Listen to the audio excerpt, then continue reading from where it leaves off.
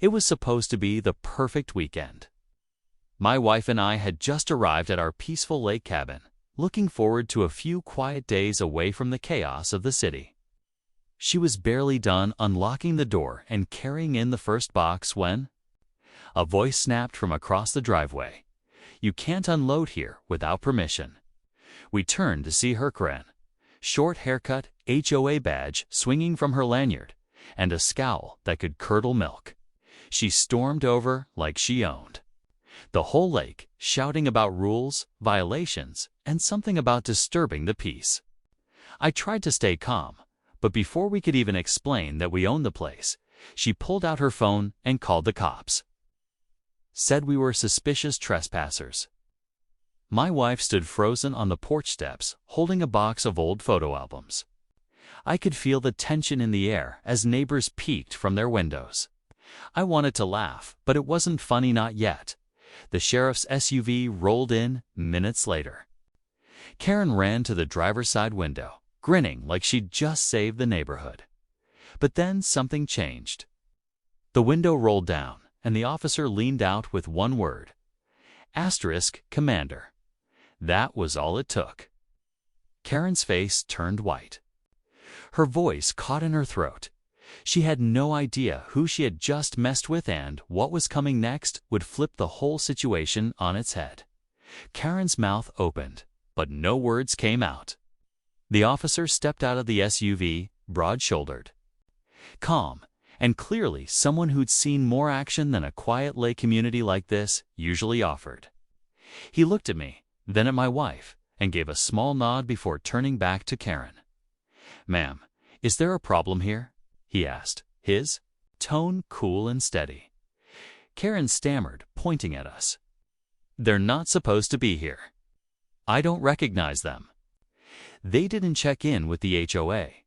They were unloading without permission." I took a slow breath, still holding back. I could see my wife gripping that box a little tighter, her jaw clenched. We hadn't even gotten the lights turned on inside, and already we were being treated like strangers in our own place. That's the thing about this neighborhood behind the pine trees and lake views. There's always been a quiet tension. Rules whispers and people like Karen who treat authority like a personal weapon. The officer didn't respond right away.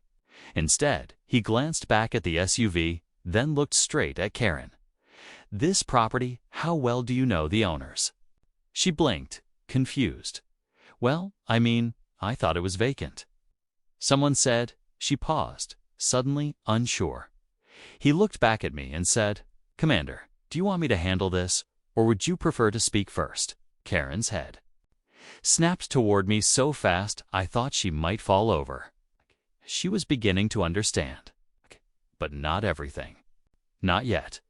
I could see Karen trying to piece it together, her mind scrambling to make sense of what she just heard. "Commander," she repeated under her breath, her voice shaking now. The officer didn't say anything else, just stood back with his arms crossed, letting the silence work its weight. I stepped forward slowly, set the last bag down on the porch, and looked her in the eye. "My name's on the deed. Been on it for 6 years. We come up here when we need a break from real problems, not HOA drama." Her eyes flicked to the officer again, but he was stone-faced. She glanced at the other houses, realizing the neighbors were still watching. Curtains twitched. One guy across the street even stepped onto his porch, pretending to water plants but clearly listening in.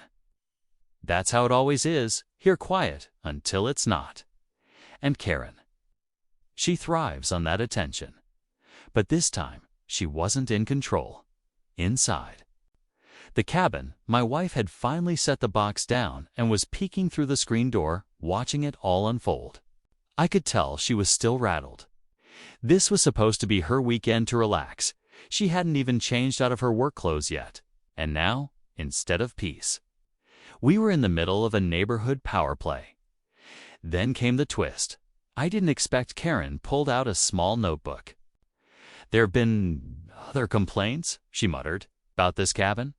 People coming and going. Strange vehicles. We've kept records." That's when I knew this wasn't just a misunderstanding. I took a step closer, eyes fixed on the little notebook in Karen's hand. "Complaints?" I asked, keeping my voice even. "About what exactly?" Karen didn't answer right away.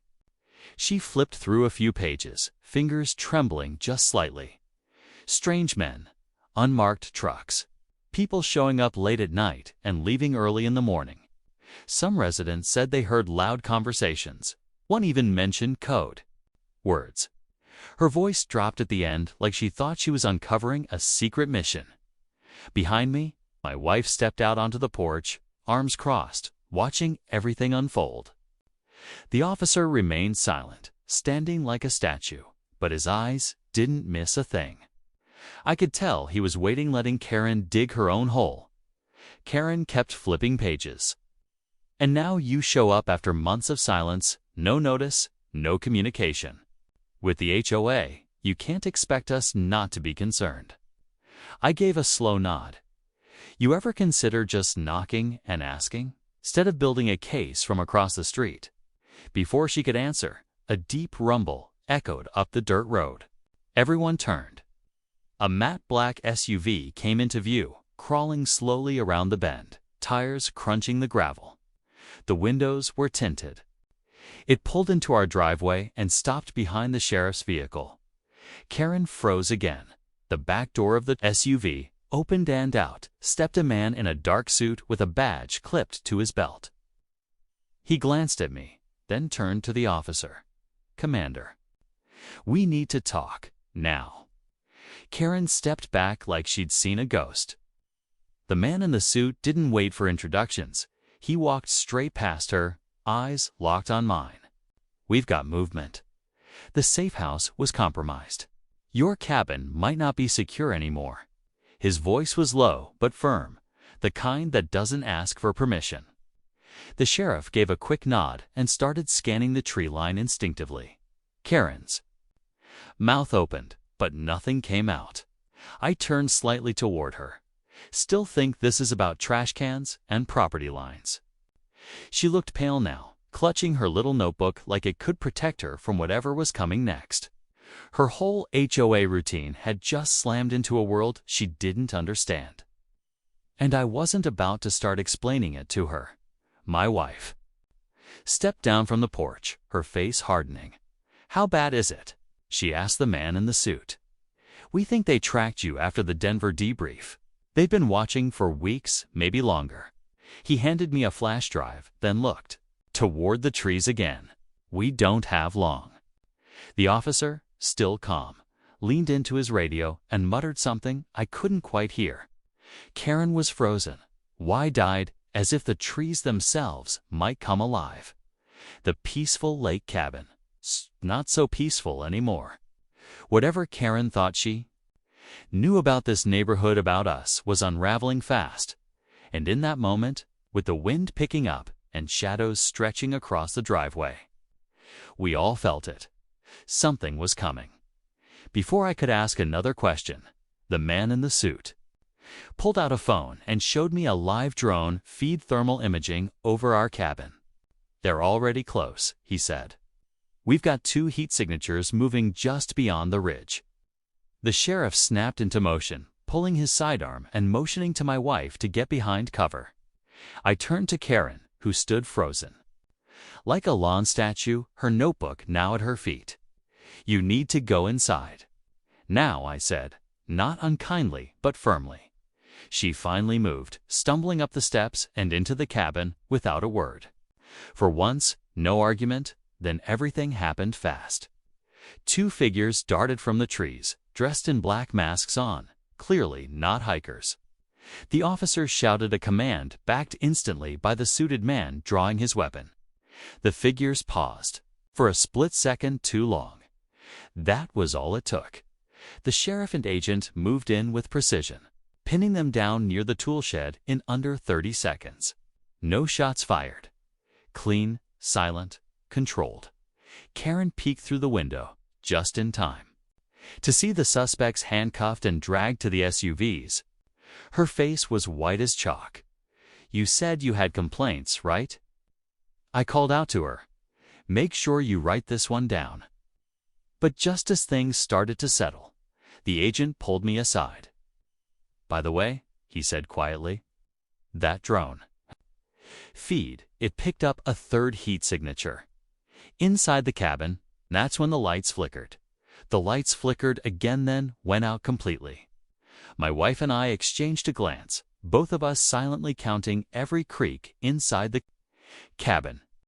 The agent gave a signal, and the sheriff moved quietly toward the back door, flashlight steady. I followed, staying close behind. Karen was crouched behind the kitchen island, whispering prayers into her hands. Still shaken from everything she'd seen, then came a soft thud from upstairs. The agent moved up first, each step measured. A few tense seconds passed. Then a voice called down. "False alarm. Old heaters kicked the breaker." No third heat source, just the system rebooting. The tension finally broke. I let out the breath I didn't realize I was holding. My wife smiled faintly, relief in her eyes, and Karen, well, she sat there in silence, finally understanding this cabin, this place, and us were nothing like what she thought. The next hour passed quietly. The suspects were taken into custody. The agent disappeared as quickly as he arrived, leaving only a few sharp instructions and that same flash drive. The sheriff gave us a final nod before heading out. No small talk this time.